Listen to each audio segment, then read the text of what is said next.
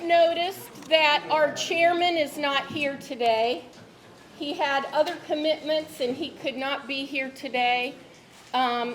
If you're still looking for a seat, we can bring in more chairs. This is a good sign, folks, that we have this many people here to hear our candidates.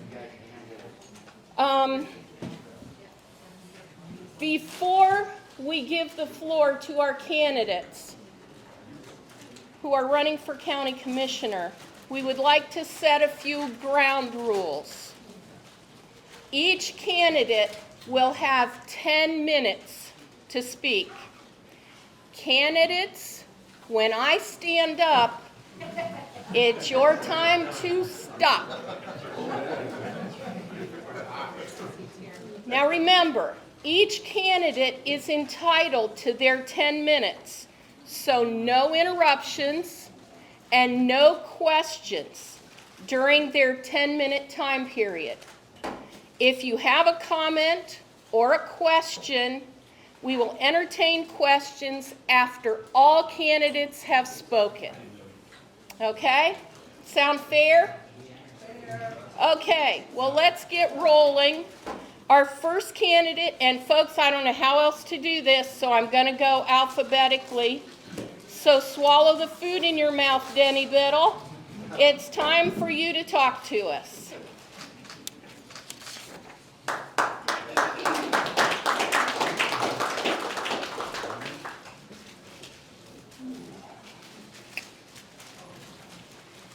I'm going to start my own watch here. You need to talk loud. Talk loud. Yeah. Does that mean yell? Yeah. Okay, if you can't hear me way back in the corners, raise your hand. Again, I'm Denny Bittle, running for my third term as county commissioner. I just want to go over a few small things that I think this board has accomplished. I think the most important thing during my term has been the cooperation that this board has proven. We show that the cooperation between elected officials and the board is critical to the go forward of this county. We work well with all the elected officials. We work well with the cities, the villages, and the townships. A couple of the major things that I think is pretty important in my term is that I get, and where's Cindy at? Cindy always used the term the money pit. Well, the money pit, as everybody knows, it was the pump house. And I caught a lot of flack over the years of the pump house. Why did we do it? Well, the original reason that we thought that would be a good idea was because we thought we could move the elected officials over there out of the courthouse, first of all. So we thought we could move them as a place to go, and then we could have a lot of nonprofits move in, try to consolidate all the nonprofits in the county or in the city that could go there. So if you had a need for one of the nonprofits, you could be a one-stop shop. They would cooperate, they're all in the same building, we would pull some rent from it and help with expenses. That was kind of the initial idea of the pump house. But going forward, that didn't work out as well as we hoped. But the sunshine on the horizon was we worked with the city. The city purchases from the county for exactly what we had in it, which includes maintenance, keeping it viable. We kept heat in it, so it was viable. So then, working with the mayor says, I think we can do some of this. I said, I think you can too. So because of the vision, even though when we made that purchase, and I led that purchase, was that some good will come out of it. It really will. But you didn't know what. So that's when you step forward and you take the money pit and make something good out of it. But you got to be willing to take those visions and follow them, even though a lot of people in your community don't believe in it, which I understand why they didn't. It's a big building. We had about $200,000-300,000 between buying it out and maintaining it for several years. But we thought it was a really good part of history that something would come good about it. And everybody knows now that's a $20 million hotel. So if we wouldn't have done that with some vision way back when, and we didn't back off the people that didn't believe in that, we kept our faith, going forward that at some point that building would be a good part of the community in Ashland County. So it did. I think that's one of the harder things when you're commissioner is kind of bucking what some people think you shouldn't be doing. It's very difficult when you do things, and you take a lot of heat for it. But if you feel it's the right thing to do, and the board, I think, has made really good decisions, a lot of them people don't like, because it doesn't look to them at the time that there's any value there. It looks like a waste of taxpayer dollars. But the pump house is a great example of sticking, going forward, what you believe in, even though there was a lot of pushback on that. If we'd cowered and tore it down, then we wouldn't have a $20 million hotel there. So that's one of the difficult things, is working with everybody, understanding, and stay committed to your focuses on pushing this community forward. The dog shelter is another thing we caught a lot of flack on. That dog shelter was over 50 years old, and it was never built thinking of the future. It was always built just for now. So when we started designing the dog shelter, my belief was it needs to be built for a county of 75,000 people. That would be outside my lifetime. But I'd seen what they did 50 years ago and put us in a position that we had to do something. It should have been torn down 20 years ago. And it was a horrible facility. It was not safe for the workers or the dogs. And so when we decided the dog shelter build was to look futuristic, look for 50, 75 years down the road. Because the dollars you spend now will save them dollars down the road.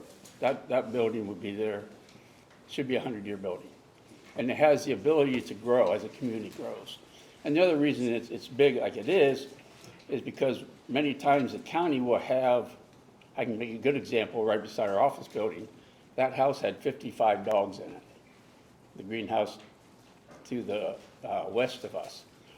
Well, where are you putting 55 dogs at? You know, they were scrambling. They were going all over the state. So with the extra room we have 50 kennels. Currently, we're about 25 dogs. We've been low as 16. We've been high as 40 with 50 kennels. So it has expansion for another 25 kennels in the back if needed in the future. So we were fortunate enough to have the investment dollars. A lot of it came from ARP funding, government funding. So it makes sense to me that we invest in that building because it's not going away. I mean, we've got to deal with dogs for the next 100 years. That's our responsibility by our High Rights Code. So then it works through that. The other mistake I made on that one, and I'll own up to it, was when we hired people to run the shelter. They were not experienced in operationals, they were dog lovers. Great people, very good people. But as far as operation of a dog shelter, they were limited on what they could do. And so it took a couple of those, ran through a couple people, and then finally we got Shannon in there, and he does a tremendous job. He understands the dog side of it, he understands the business side of it, he understands the human side of it, which dogs are very sensitive. People are very sensitive to dogs. Rightly so, I got 2 at home. So I understand the heartfelt that the community has for the dog shelter. The other big thing we solved was the dog warden when we contracted the sheriff. We're one of the few in the state that the sheriff is the dog warden. But it works really well because he has legal authority that a dog warden doesn't have. A dog warden has very limited legal authorities when he goes to a house. And of course, a deputy has the complete High Rights Code legal authority to do, even though he's there on a dog run. A good example is when that child got bit up in Savannah. If we'd have had a dog warden, he couldn't have done, he'd been done. He'd have had to call somebody else in. So we were fortunate enough that our deputy was there and could take care of the scene and get that young man the help he needed right away. So there's just some examples of changing. We change with what we think works. If it doesn't work, then we change again. The recycling center is another big project that we did. It was caught a lot of grief on closing the recycling center. It is now, we saved about $1,500 a month when we moved the sheriff's maintenance garage into there because they're renting from the city. And then we put our maintenance garage in there we didn't have. Our tonnage is up between 30 and 40% than when it was opened.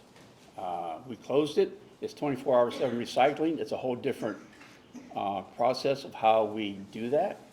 But it's been very, very successful on our tonnage. And that's what we look at, tonnage every year. So it's been a success on that also. But again, the vision of not knowing exactly how it's all going to work, but seeing a vision that it will work as you look at other communities, and taking a lot of grief for that also. So we took a lot of grief closing that one. So again, for county commissioners, the biggest thing is be able to handle the vision, work with your team. Again, this was not, most of those that I've described as the leadership that I presented to the board. We worked through some issues, and I'll give you a good example of we don't always agree. You know, Commissioner Justice will continue to tell you, he voted against us buying the pump house. It was me and Mike that followed through with that. But now he will say, well, obviously you guys were right. You know, it has worked out. So we don't always agree, but we always find ways to go forward with this county, what's best for the constituents. And from my perspective, as you look at our health department, never had a home, has a home now, the dog shelter, the new office building that's coming, the new airport. I mean, my focus and our focus of this board is to put this county in a position for the next 50 to 75 years without any new buildings. Everything will have a home, everything will work good, so then the next set of commissioners will do the more operational. Obviously, it's gonna make their life so much easier because we were stuck with some older buildings.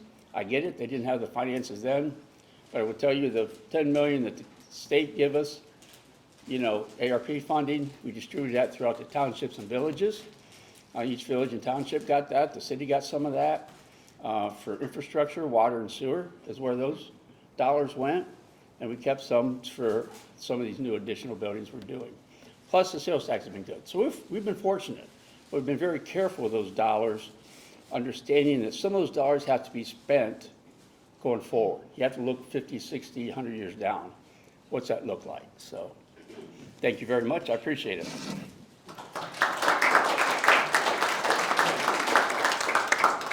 Thank you, Denny. Next, we will call up Brandon Carpenter.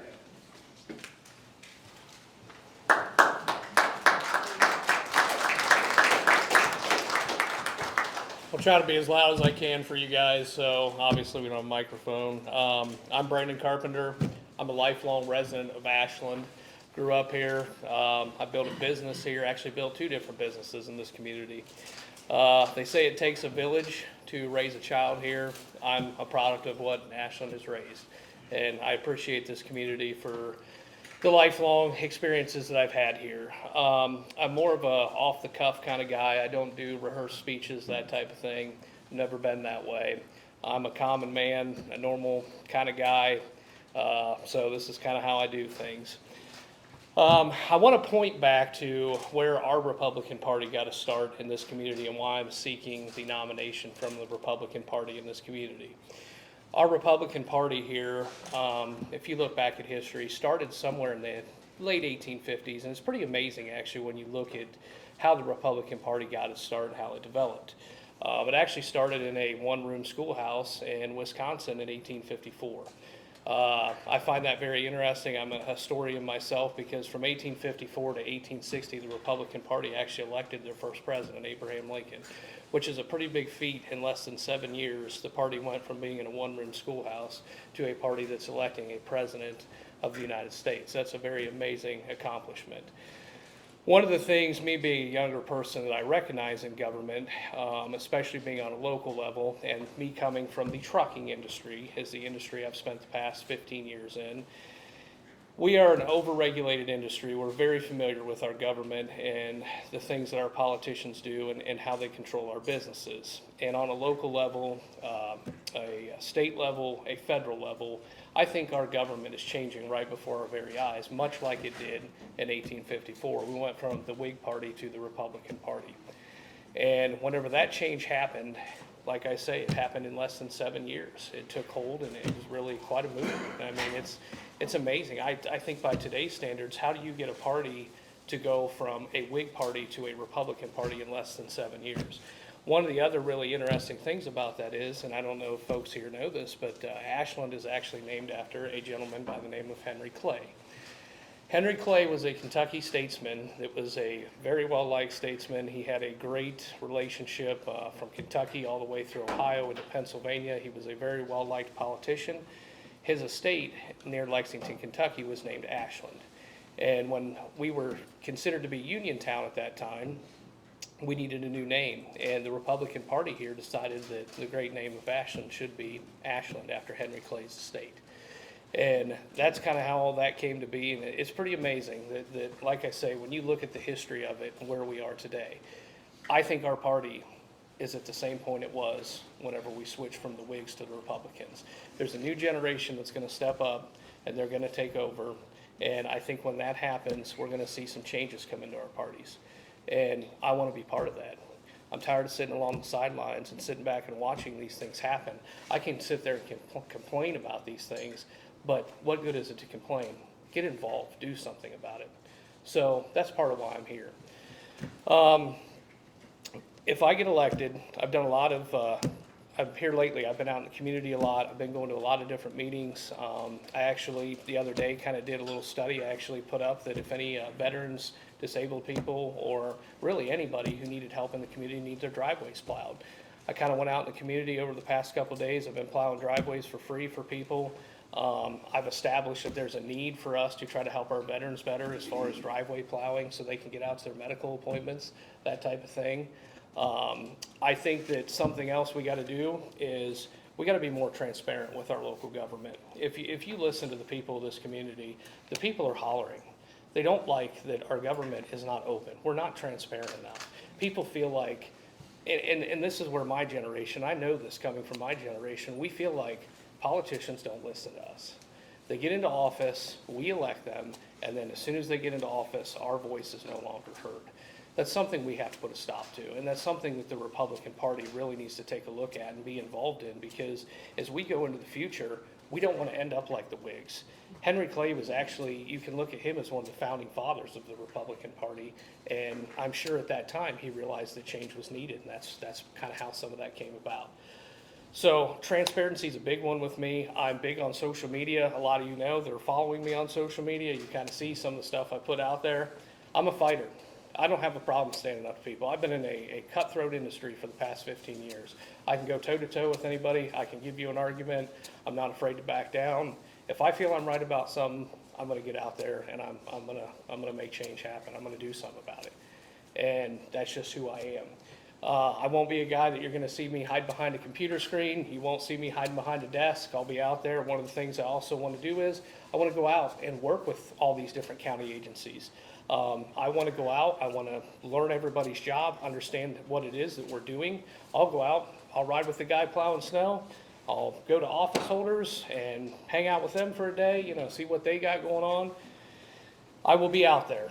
I won't be sitting back somewhere in an office just kind of walled off from the public. It's important to get yourself out in front of the public, I believe. And I think that's one thing we're lacking in our county government now too. One of the things I would like to see change also is we need to go to having some nightly meetings. It's been brought to my attention by a lot of our constituents here in this community that they feel like they can never come to our meetings because a lot of them are held during the day.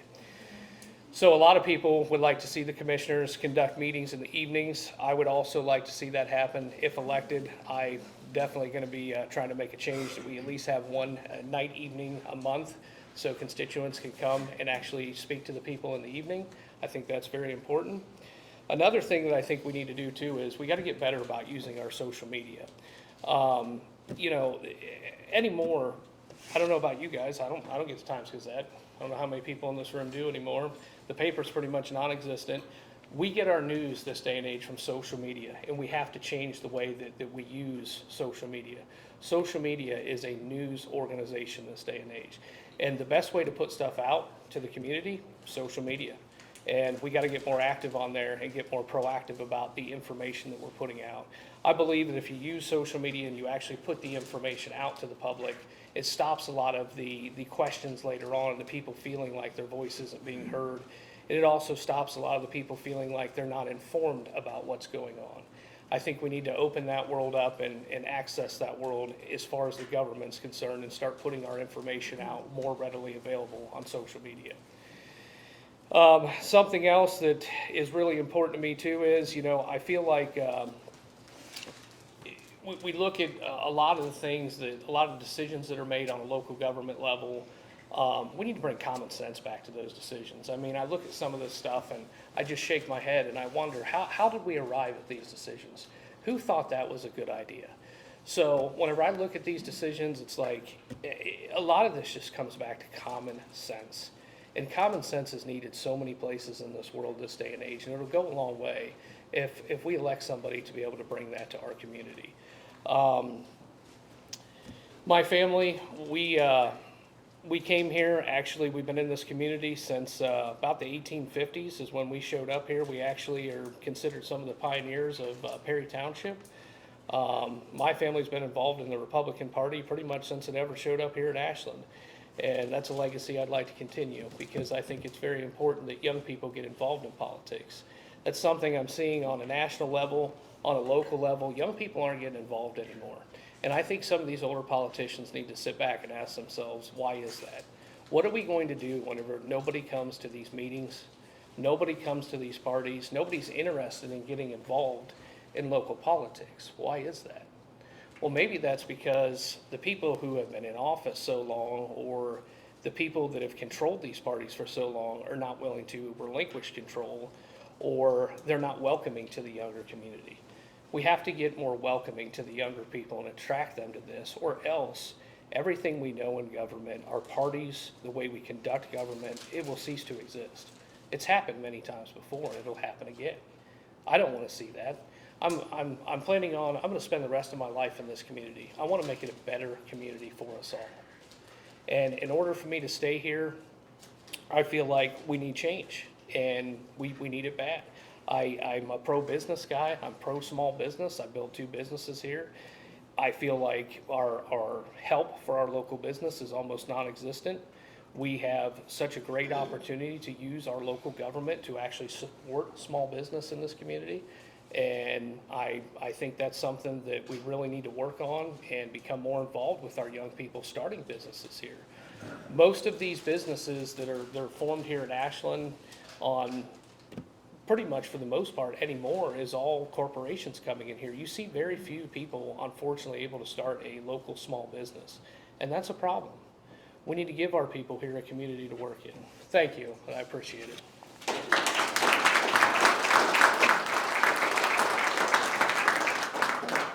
Thank you, Brandon. Next, we will hear from Jeff Hardman.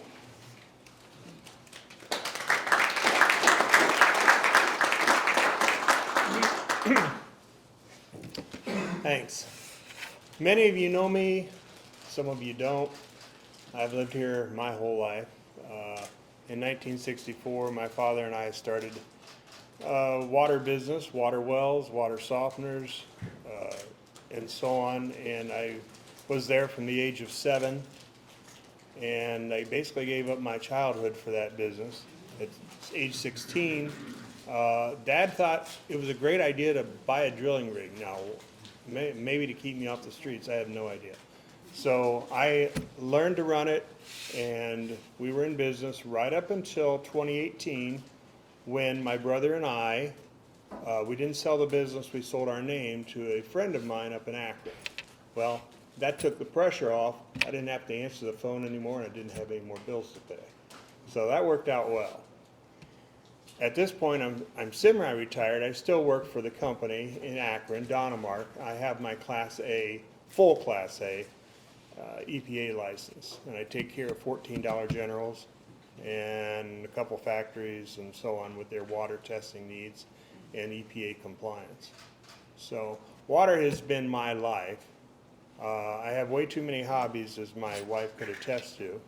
So that's enough about me.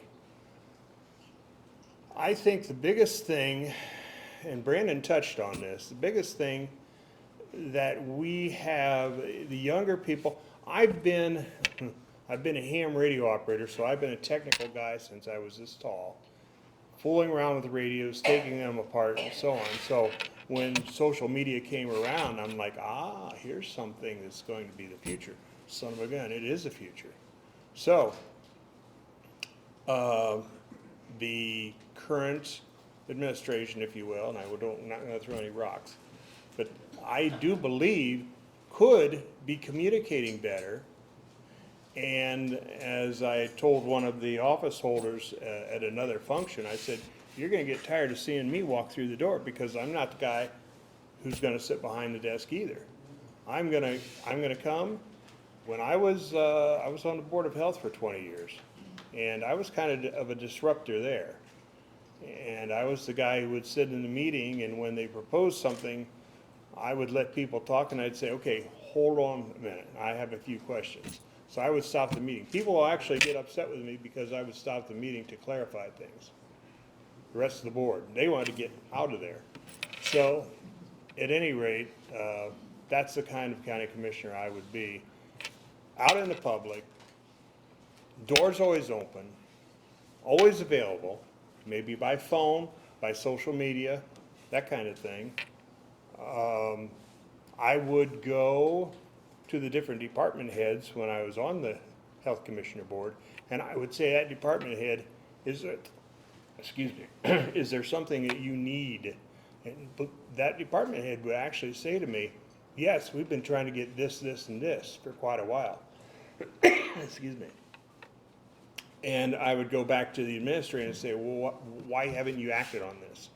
And sometimes the excuse would be valid, other times it would be just, so I would have it put on the agenda that the whole board would discuss this particular thing, and or I would try, the different department heads, I would try and get them the things that they need. When I I've had employees, HR, I've had a payroll. At one point, I wore all hats. I was sales. I was, with the help of my beautiful wife and my mom, we ran that business, and I like I say, I wore many, many hats. So I have experience in all that. But I think maybe one more thing I would suggest going forward is there is a lot of grants that got defunded or greatly reduced in certain departments to certain departments.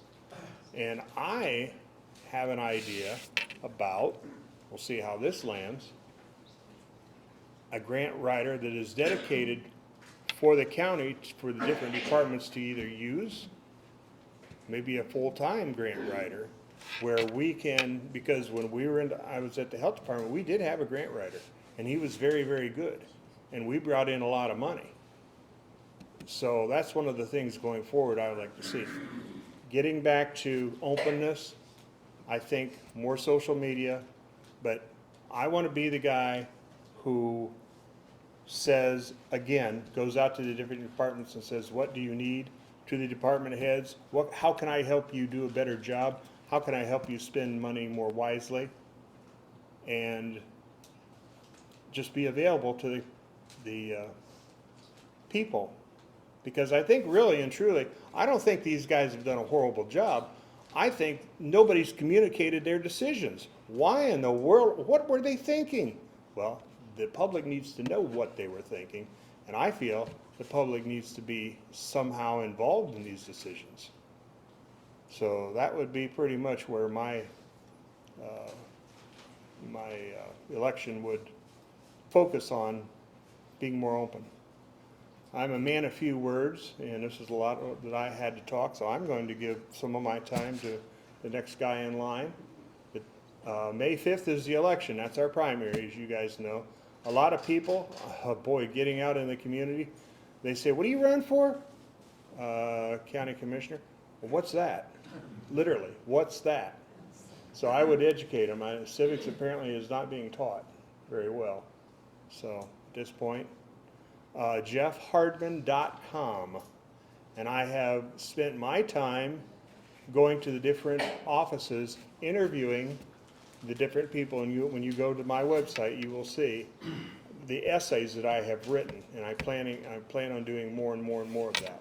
Because I want to understand county government, the parts that I do understand and the parts that I don't understand. And I'm not going to stand up here and tell you, I know everything, you should elect me. No. But I'm learning. And I will be flexible going forward, and everybody's voice will be heard. Thank you.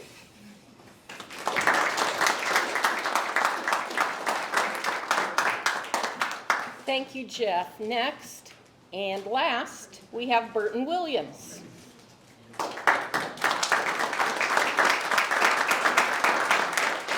Good afternoon, everybody. As Jan said, yep, I am Burton Williams. I am a Perry Township trustee.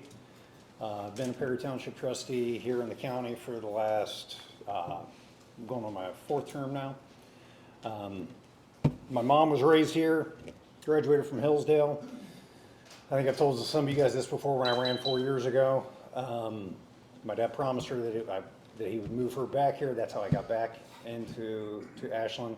So when I left and went to the Navy, they gave me directions on how to get back here. I have family from here, so I'd only been here Thanksgiving, Christmas, but when I got out of the Navy, it was here to stay. So I got out of the Navy in 2000, graduated from Ohio State University, spent 5 years in the Navy prior to that, and that's how I paid for my college education. What I've done for the community since then, I've always wanted to be involved in the community politically.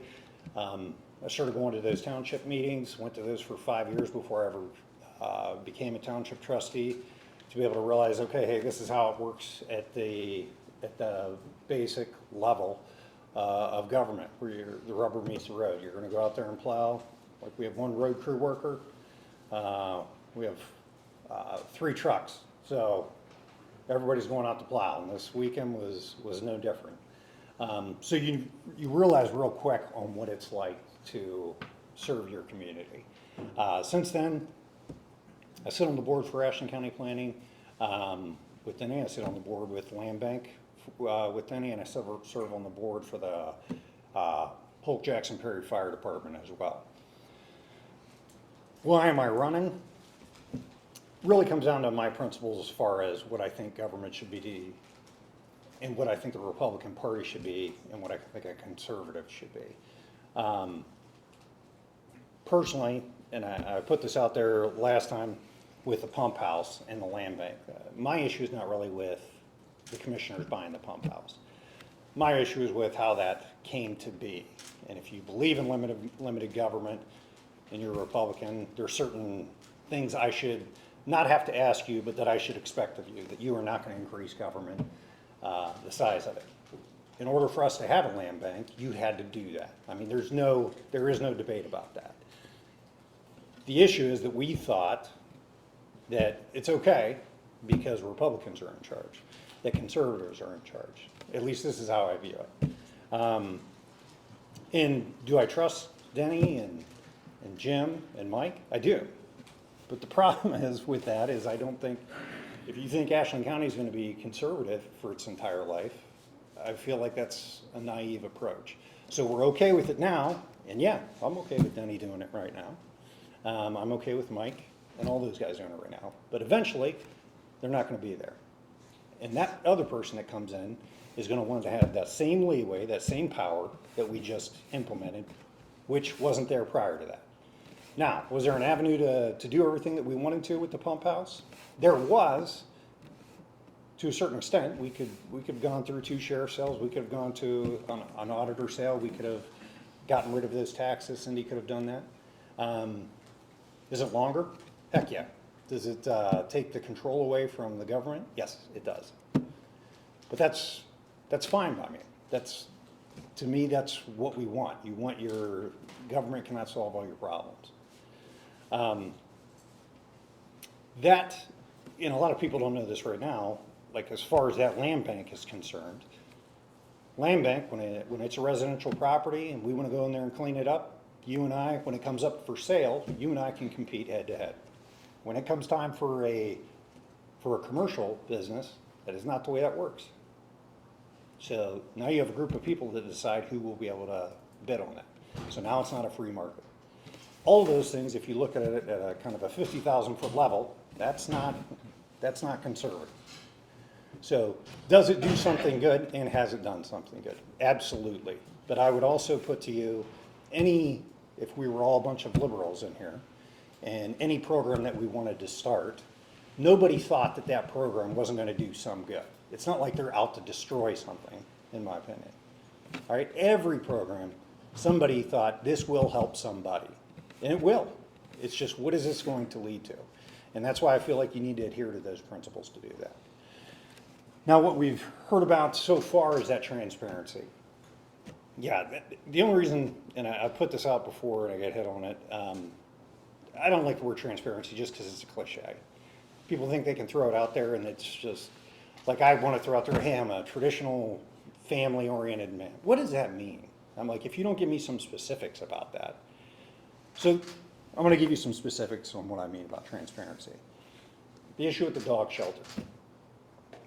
For me, it's not even the issue with, okay, who paid for it, what's the monetary value, what were the finances involved.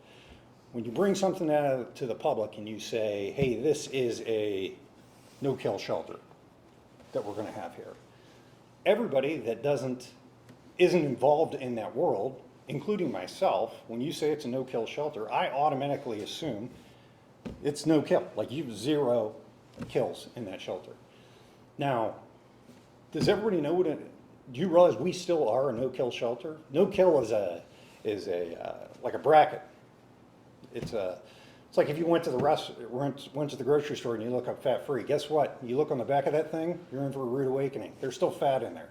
It's just a range of what's going to be considered no-kill. In the food analogy, fat-free.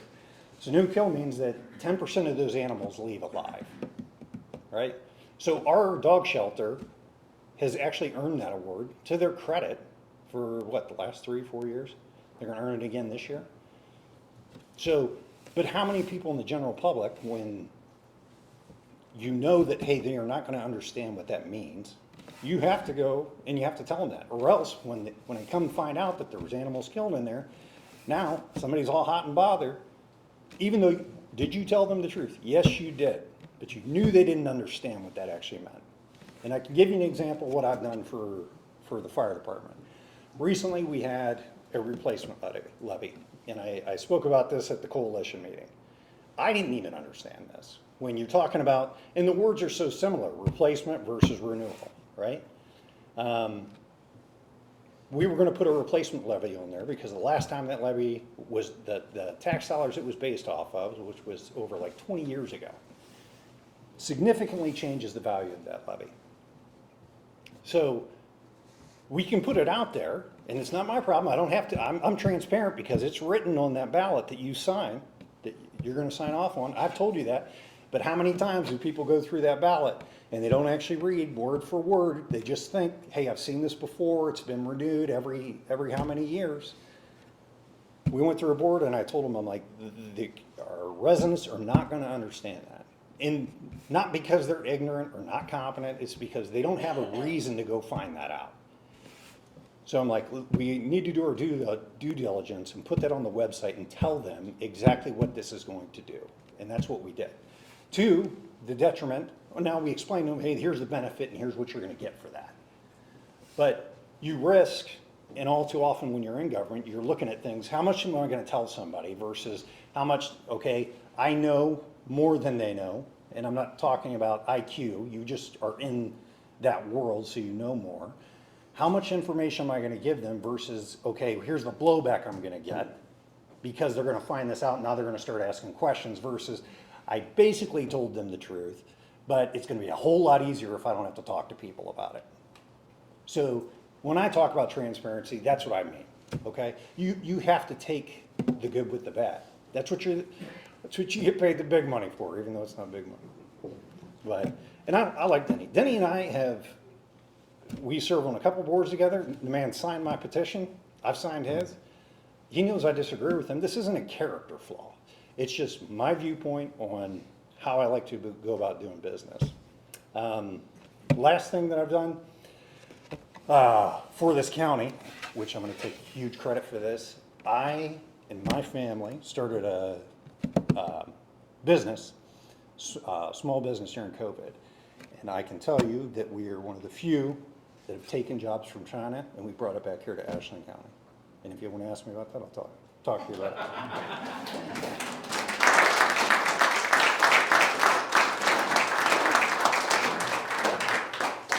Thank you, Burton.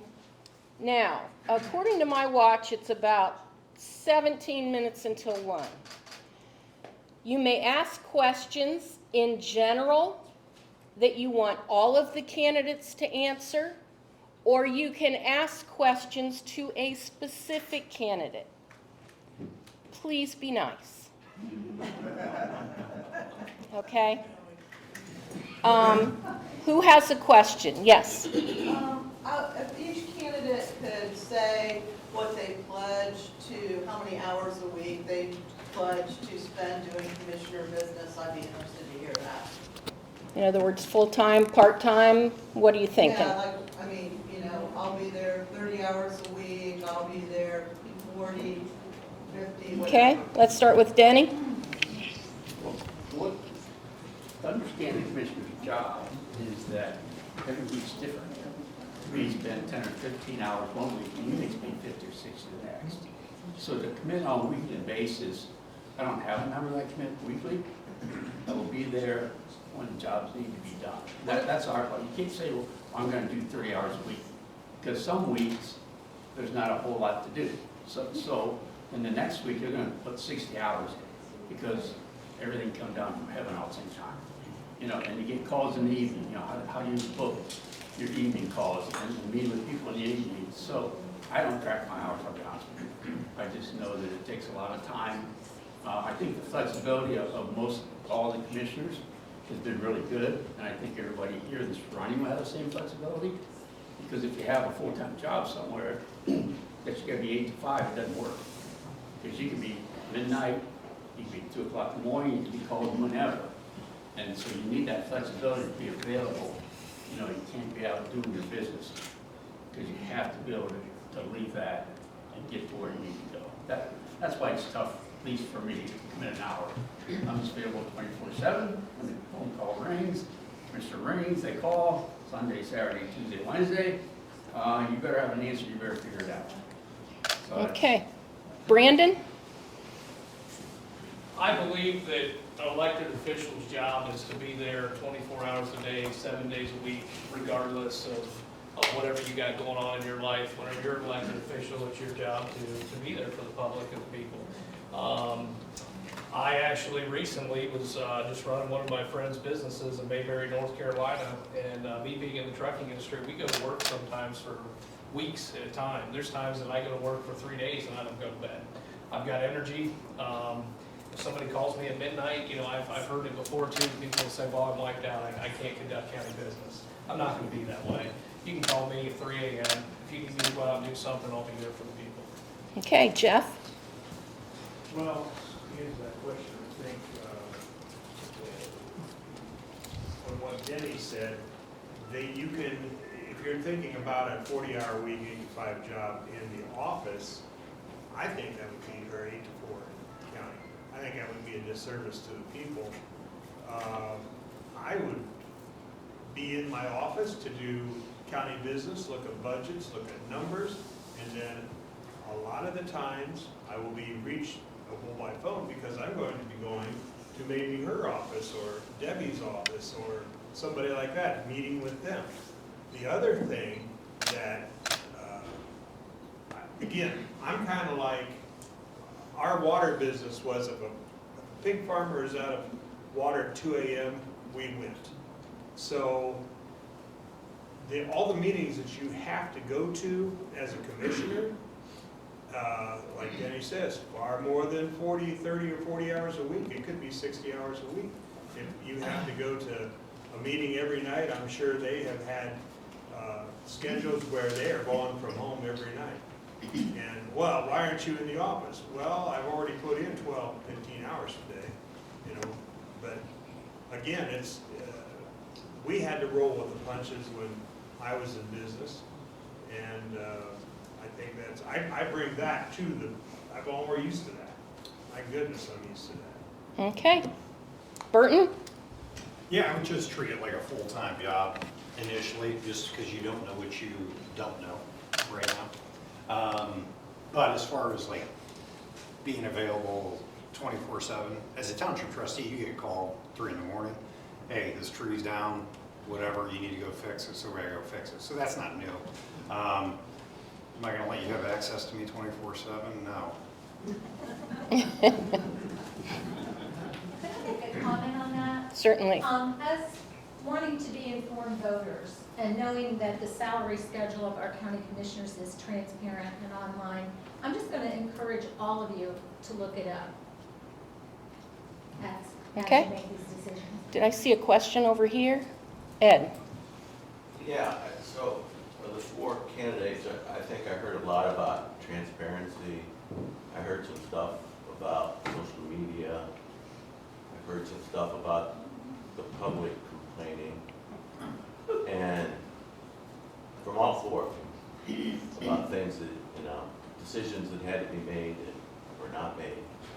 And I guess my question is, how does each one of them discern what is truth and what is not? It's not an easy question, I understand that, but it really gets down to your transparency and your ability to convince people you're right or wrong, is whether or not you can discern what is true. There's a lot of people out there that hide behind the keyboard. Does anyone want to tackle that question? I'll take it. Okay? So one of the things that I think we're lacking in this community, and social media is hard. I'll be the first to admit that I've been involved in social media now for at least 10 years or more. I have a big social media following in the industry that I'm in. And sometimes whenever you hear from these people, it is hard to discern what is true and what is not true. And a lot of it comes down to people are just misinformed about a lot of things. And they get very upset about topics, they get very vocal about it. And sometimes you have to look at it and decide, is this one individual? Is this 5 individuals? Is this 50 individuals? How many people are saying these things? One of the ways I think we can tackle that here in our community is we need to start a public advisory board. So where I talked about having meetings in the evening, I also think that we need to have a public advisory board that advises our county commissioners on some of these hot topic issues, and then they also can help with transparency. And when you have an extra group of people like that that's kind of helping you out, helping advise you, they can also be out there dealing with this stuff on social media and discerning what is true and what is not true. I think that would be a great help. Okay. Denny? I think if most everybody in this room knows what happened with the dog show. And talk about transparency, we continue to tell the truth that was out there, but it continually got discombobulated and people believed it. So no matter how we framed it, we were very upfront, we told them what was going on, but they continually festered with the wrong information. And once that's out there, I, as county commissioner, the school board, no matter what you do, you can put that out there. But once they get that misinformation, they're kind of hard-headed. They are not going to believe what you tell them. A good example is when we put the 1-year dog euthanization in, that set off a firestorm. We didn't see that coming. So all of a sudden, we were killing dogs the next day. So the snowball started rolling. People didn't understand. So we took that off the table, and they still didn't understand that our intention was not to kill dogs at 1 year. Our intention was, because we had dogs in there for 5 years, how do we handle dogs that are not adoptable, that are violent? You have no choice. Either you're going to keep feeding them, or you euthanize them. That's the only 2 options you have. And from a business perspective, the county's not in business to keep dogs alive for 6 years or 7 years that can't be adopted. So that's why it was originally, but we miscalculated, our terminology was not right. When we did correct it, it didn't matter. People still held on to the misinformation. They were believing everybody else for what this county was putting out.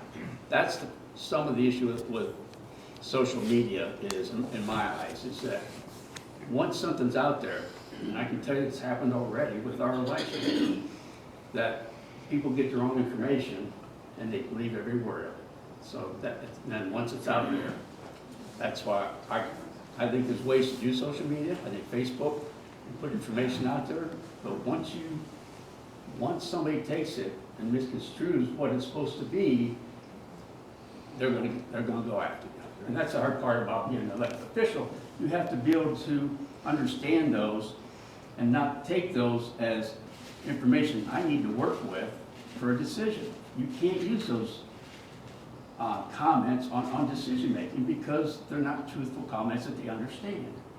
And I get sometimes they don't understand, but you try to put out there information that is correct, but it is getting complicated from the commissioner's standpoint. There's a lot of moving parts that people don't understand until you're in here doing it.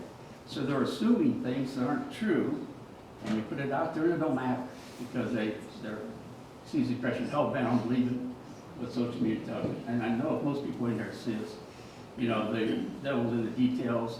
Ashland Chatter, look at what happened to Ashland Chatter. I mean, it just gets to be a point.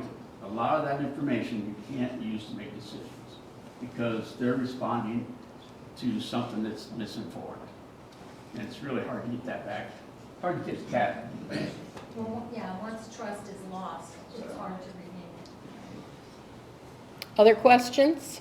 Yes. I heard two of the candidates say that they were going to spend time in other offices. And I do hope they realize that they don't have any control over those other offices except for allocating the funds to run those offices. Now, it's wise to learn why they need those funds. But, you know, those other office holders have their way that they run their office, and sometimes that cannot be overstepped on by a county commissioner. There are some offices, or some, like the dog shelter, you know, things that they, you know, do have authority over, but mostly it's about allocating funds to run those offices. Mm-hmm. Can I answer that? What I would do is, mostly I would be gathering information to help, not hurt. How? But not interfere. But not interfere at all. It's not my authority. And there, boy, out there in the public, I had a lady come up to me and say, well, what are you gonna do about a crack house on Sandusky Avenue? I said, isn't that in the city? But, wow. So all I'm gonna do is I'm gonna do what I did in the health department. Is there anything I can help? What do you need? If nothing, then thank you, and I'll go to the next one. But all I'm gonna do is information gather and be helpful. Can I respond to that as well? Sure. And then we'll go to Bob. So, one of the things, and you know, I touched on that too, is I will go out to the offices and work with the people. Like I say, I'm a worker. I'm not a politician. I will go out there, I'll be in the snowplow truck with the snowplow driver, I'll be with our folks that are mowing our lawns. I'm not there to tell the office holders what to do. I think that's extremely wrong. Those people are elected officials, they need to run their offices. That's not why I'm here. I also think, you know, from my business experience, how do you run a county? How do you manage a county if you don't know what the guy at the bottom's doing and what the guy at the top's doing? I think that's very detrimental to any type of business organization, any government organization for that matter. You gotta understand what the lowest person and the highest person's doing in order to operate correctly. And that's my take on that. Okay. Bob?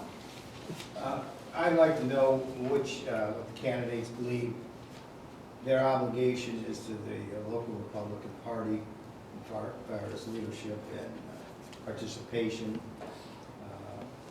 I'd like to know what they personally feel about their obligation. in this park. Okay? Who wants to go first? As far as like participating in these meetings,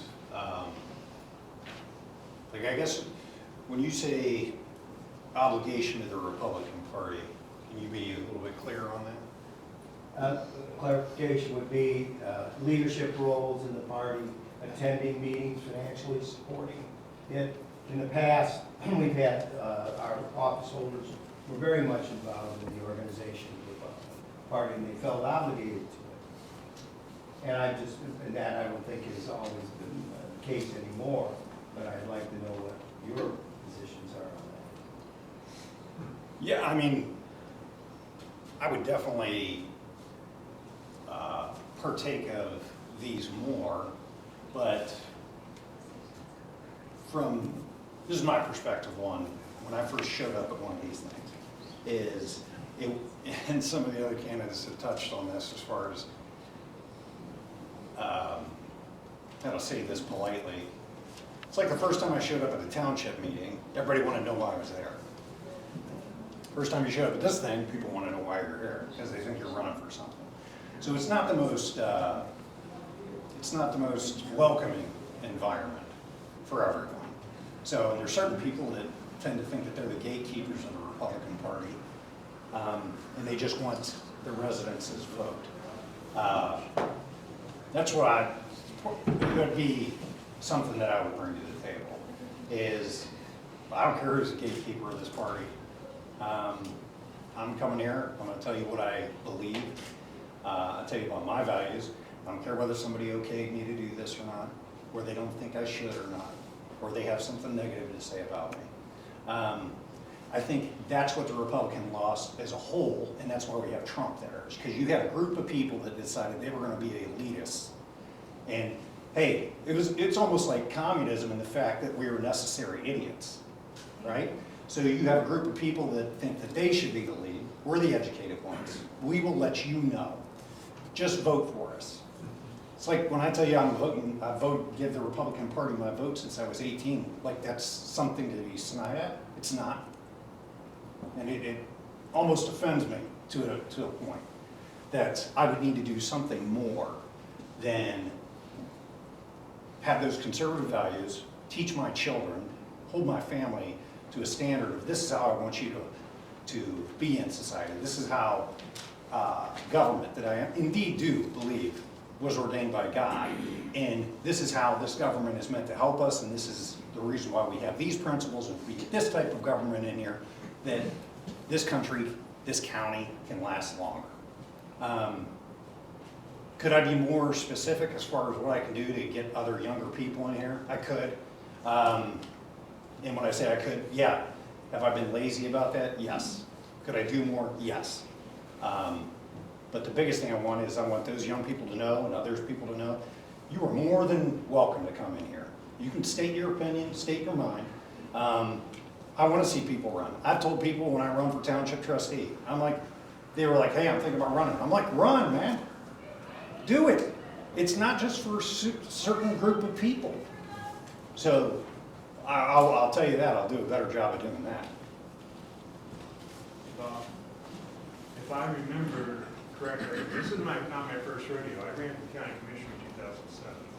That was the year that Kim Edwards got the job. And I was involved, I'm not going to say heavily, but I was on the executive committee, I can remember. I served on an executive committee for a year or two after I lost the primary. You guys were kind enough to say, hey, come in here and be involved. I really appreciate it. So yes, I was involved. Recently, not so much. I think that I think you do need to be involved at what level that your involvement is up to you. And I do believe financially I have supported the Republican Party. Do I want to be the face of the Republican Party? No, my job is to be county commissioner. I have a job to be county commissioner. Now, does that mean lead the Republican Party? Well, I'll be real honest with you. This Republican Party is a little bit split. Okay, so what side of the Republican Party do you support? Support both of them? Can you support both of them? Can you support one side or the other side? You know, that's been a little bit of a heartache for me is, since I've come in here, that the Republican Party in itself in this county doesn't always see eye to eye. I mean, the factions of both, and a lot of times they don't come to an agreement. It's my way or no. So that's what I struggle with in the Republican Party, that we've not been able to put it together as one happy family. And so do I support it? Certainly. How do I support it? Do I support the coalition? Do I support the other side of the Republican Party? You try to support both of them, but the vision on each one of those is a little different. So how in the world do I put a vision together when that one vision is different than other visions? So what's my vision supposed to be for the Republican Party? I struggle with that a lot. Do I support? Do I come? Sure. Now, when I first got elected, I really didn't understand quite the responsibility of being a Republican as an elected official. But as an elected official, you still got to make sure that I have Republican values. I mean, I got great-grandchildren in this community. I've grown up Republican. All my family's Republican. So we're very supportive and Republican, that's who we are. We have the conservative values. We have the understanding of that. But I've got to make sure, though, that I push forward those conservative values, but I still got to listen to the other side. I got to have open ears. I can't take a hammer and pound everybody with my conservative values. I initiated, that's what I worked for, but at the same time, when you're a county commissioner, you're elected for everybody, independents, Democrats. So you have to work, obviously, with both sides of the aisle, and do it heartfelt, and do it honestly, but you still maintain your Republican values, and you still support that, and you still go push that. But how hard do you push that? How much do you get involved? If I'm asked a question, would I help? Certainly. Do I volunteer for every event? No, I do not. I've got a job to do with county commissioner now. Bob, to your question though, you are correct. A lot of county commissioners do head the Republican Party for those counties. I don't think we have, at this particular point, I don't think our board has that personality to do that, and that's why Mayor Matt Miller does it. I don't think we have on that. I think the personality of the board right now is we're going to get our hands dirty, we're going to work, we're going to continue to go what's best forward for the community. We'll be involved in the Republican Party. But as far as that leadership role, I'm not sure that for me personally, I'm not interested in leading the Republican Party. I'm just not, because I'm an elected official for everybody. So I really worry about trying to work with everybody and be ahead of a party like that. That's just a personal opinion. If I might. Yeah. I'm talking about, will you go out and put yard signs out for somebody else that's a Republican? I've done that.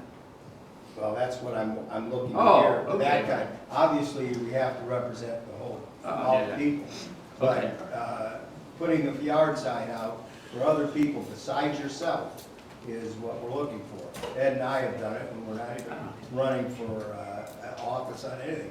We're out putting Republican yard signs out. Okay, so A lot of them. that's a little different than I expected it took it. Okay. Certainly, No, that's all right. yeah, no, I don't think any of us understood that.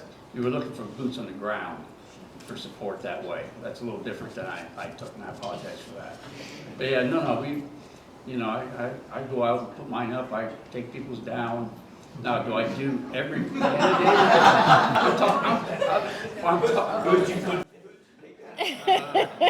When I pulled mine, Judge Stipper, I picked his up for him. That's why everybody's taking it down. Okay, it is now after 1 o'clock. We need to let the people get back to work who need to work. And I'm sure the candidates will stick around for a few minutes. If you have further questions or you want to discuss a topic with them, I'm sure they'll be more than happy to talk with you. Thank you so much for showing up today. We have a great turnout, and thank you to our candidates.